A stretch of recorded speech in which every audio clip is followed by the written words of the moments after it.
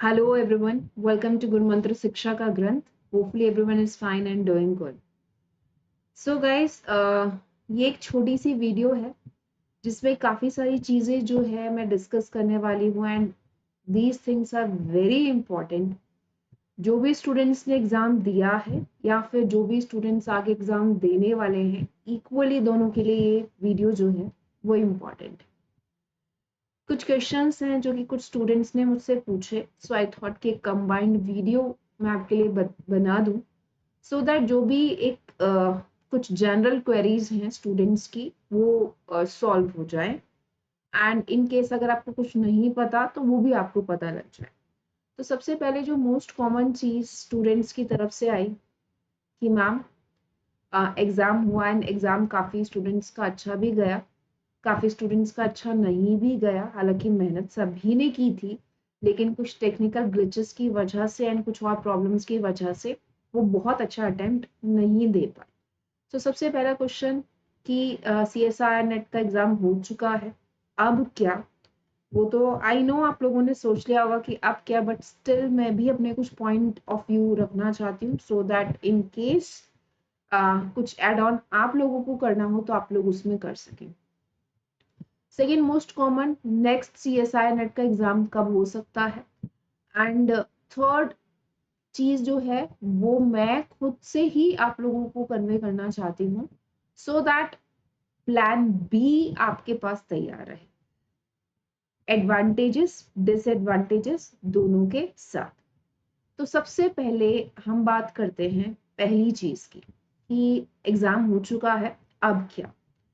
Exam हो चुका है, आप अपनी परफॉर्मेंस जानते हैं एंड आई गेस जो कुछ पिछले सालों की कट ऑफ आपने देखी है उसके बेसिस पर आपको आइडिया भी होगा कि आपका सिलेक्शन की पॉसिबिलिटी कितनी है. आप बॉर्डर लाइन पर हैं, बॉर्डर से नीचे हैं या एक बहुत अच्छा स्कोर कर रहे हैं. यू नो बेटर, और कोई नहीं जानता जितना अच्छे से आप इस चीज को जानते हैं. तो देखिए, अब जिसका जैसा भी एग्जाम हुआ है, मैं बिल्कुल यूँ नहीं कहूँगी कि स्ट्रेस मत लीजिए या परेशान मत होइए. इतनी मेहनत आप लोगों ने की है पूरे साल से. अगर पेपर बिगड़ जाता है तो जेन्युइन सी बात है, नेचुरल सी बात है कि दुख होता है, स्ट्रेस होता है, परेशानी भी होती है.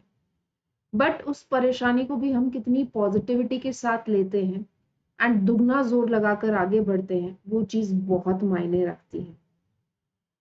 एंड हमेशा मैं जो एक चीज सोचती हूँ एंड आई फील सभी को वो सोचनी चाहिए कि निंदा करने वाले या मजाक उड़ाने वाले या आपको कुछ कहने वाले बहुत लोग मिलेंगे. इनफैक्ट घर में भी ऐसा होता है कि कई बार पेरेंट्स हमें बोल देते हैं, हमारे सिबलिंग कजन्स भी हमें बोल देते हैं कि हमने तो कहा था तेरे बस की बात नहीं है या एनीथिंग लाइक दैट, जो आपको बहुत डाउन कर देता है. क्योंकि हम दुनिया भर के लोगों की बातें इग्नोर कर सकते हैं लेकिन घर वालों की बातें या बहुत क्लोज लोग जो होते हैं उनकी बातें इग्नोर नहीं की जाती एंड दुख होता है, नेचुरल सी बात है. लेकिन फिर भी what I want to say that आप अपने लिए खड़े रहे. जिस दिन आपने खुद की निंदा शुरू कर दी उस दिन आप डाउन जाना शुरू हो जाओगे, उस दिन आप गिरना शुरू हो जाओगे. लेकिन जब तक आप खुद का साथ बनाए रखोगे कोई आपको हिला नहीं सकता. सो एग्जाम अच्छा गया है तो बहुत अच्छी बात है, और एग्जाम अच्छा नहीं गया तो मैं यूं नहीं बोलूंगी कि बहुत दिन लंबा गैप ले. वो एक खुद को सेटिस्फेक्शन देने वाली बात होती है. आपको शुरू कल भी करना है, आपको शुरू परसों भी करना है. जितनी जल्दी आपने कंसेप्ट भी पढ़ा होगा रेजिलेंस का कंसेप्ट इकोलॉजी में, जितनी जल्दी आप क्विकर स्टेज में वापस आएंगे, ओरिजिनल स्टेज में वापस आएंगे, उतना फायदा आपको होगा. क्योंकि समय की बहुत कीमत है. आप खुद को ये मैसेज दें कि चलिए एक हफ्ता मैं रिलैक्स करूंगा या रिलैक्स करूंगी, कुछ नहीं होता, मुझे रिलैक्स चाहिए क्योंकि मेरे साथ ऐसा होगा. बात नहीं बनेगी. बहुत ज्यादा लंबा गैप आपको नहीं देना है क्योंकि अभी चीजें फ्रेश हुई है तो आप जल्दी से दोबारा से पकड़ लो. ज्यादा गैप देना मैं सजेस्ट नहीं करूंगी उन स्टूडेंट्स को जिनको दोबारा से तैयारी शुरू करनी है या जो कि CSIR को पाना ही चाहते हैं.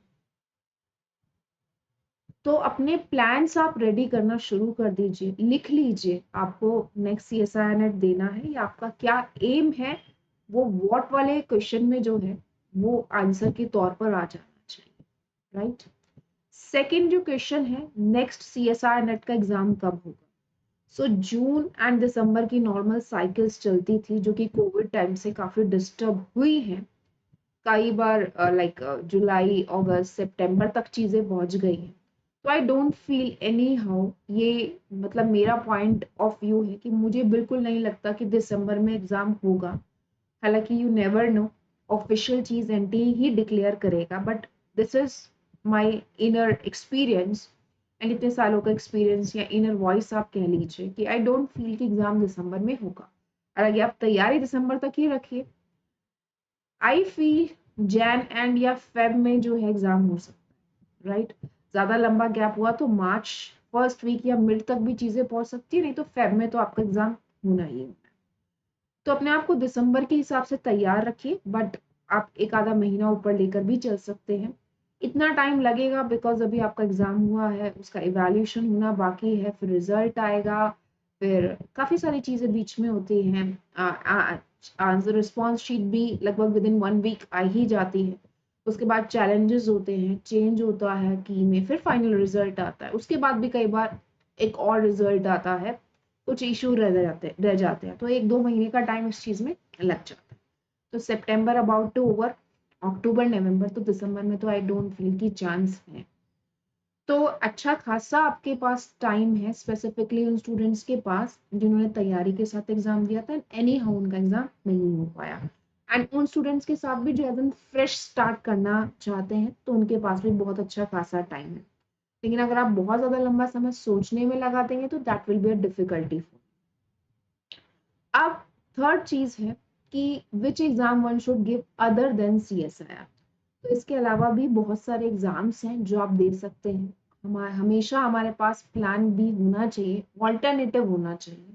आपने CSIR नेट की तैयारी में इतनी मेहनत की है, वो मेहनत कहीं और भी काम आए, तब अच्छा लगता है कि हमने इतनी मेहनत की थी, चलिए उसका कहीं ना कहीं तो आउटपुट निकले।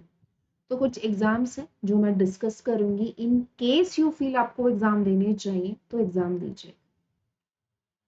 होप बहुत बड़ी चीज है, उम्मीद पर दुनिया कायम है। आपको सिर्फ अभ्यास करना है।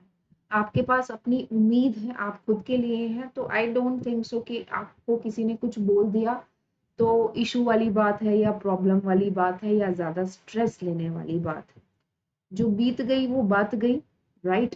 तो अब आप आगे बढ़िए डबल उम्मीद के साथ, इस उम्मीद के साथ कि अब आप बेहतर परफॉर्म। अब काफी सारे एग्जाम्स हैं, जैसे कि अगर मैं बात करूं, स्टेट की काफी सारे एग्जाम्स होते हैं, स्टेट एलिजिबिलिटी टेस्ट के नाम से आप जानते हैं। कुछ स्पेसिफिक स्टेट्स हैं जो इसको कंडक्ट कराते हैं, आंध्र प्रदेश, राइट, केरला, कर्नाटका, वेस्ट बंगाल में होता है, राजस्थान में भी होता है, एंड काफी जगह होता है। 7 to 8 states set create conduct कराते हैं, सॉरी। तो आप उसके लिए भी तैयारी कर सकते हो। सिलेबस बिल्कुल बिल्कुल बिल्कुल CSIR नेट का ही है, तो that is a great thing. At least आपकी प्रोफाइल राइज होती है, आप कहीं अप्लाई करते हो तो आपको बेनिफिट मिलता है एंड एक इनर सेटिस्फेक्शन होता है कि आप कहीं खड़े होते हो, आप कहीं स्टैंड करते हो, राइट। तो बहुत अच्छी चीज है अगर आप क्लैरिफाई कर लेते हो। इसके अलावा कुछ एग्जाम्स हैं, जैसे कि आपका ICMR हो गया, Indian council of medical research, जिसके हाल ही में एडमिट कार्ड भी रिलीज हुए हैं, वो एग्जाम आप दे सकते हो। इसके अलावा आपका DBT का एग्जाम, DBT का एग्जाम आप दे सकते हो, जो कि यूजुअली अप्रैल या मई में कंडक्ट होता है। इसके अलावा आपका टिफर का एग्जाम होता है, टिफर का एग्जाम आप दे सकते हो, that is also a great exam. इसके अलावा आपका बाक का एग्जाम होता है, हालांकि यहाँ पर सीट्स का बड़ा लिमिटेशन रहता है, बट व्हाट आई फील, अब जितना एग्जाम दोगे उतना इम्प्रूव होगे, इतनी बार आप अपने मेन गोल तक पहुंचोगे। इसके अलावा अगर मैं और बात करूं, आपका Indian council of agriculture research भी जो है एग्जाम कंडक्ट कराता है, IARI एग्जाम कंडक्ट कराता है, ICAR एग्जाम कंडक्ट कराता है। So that is also a great exam जो आप दे सकते हो। Apart from this, in case अगर आप अब्रॉड जाना चाहते हैं या अपनी नॉलेज ही टेस्ट करना चाहते हैं and financially you are stable, तो आप जीआरई का एग्जाम दे सकते हैं, उसका सिलेबस बिल्कुल सीएसआई नेट के एग्जाम के जैसा ही होता है। फॉर्म काफी महंगा आता है आई गेस, अभी मुझे करंटली नहीं पता, बट 14-15,000 तक का इसका फॉर्म जो है वो फिलअप होता है। तो आप दे सकते हैं वो एग्जाम भी, that is also great exam. आपको पता चलेगा आप कहाँ स्टैंड करते हो एंड आप अपने मेन गोल तक पहुंचेंगे। इसके अलावा काफी सारे इंस्टीट्यूट्स के पीएचडी के एग्जाम्स होते हैं, राइट। जैसे कि काफी सारे इंस्टीट्यूट्स हैं वो अपने खुद के एग्जाम कंडक्ट कराते हैं एंड स्कॉलरशिप भी देते हैं।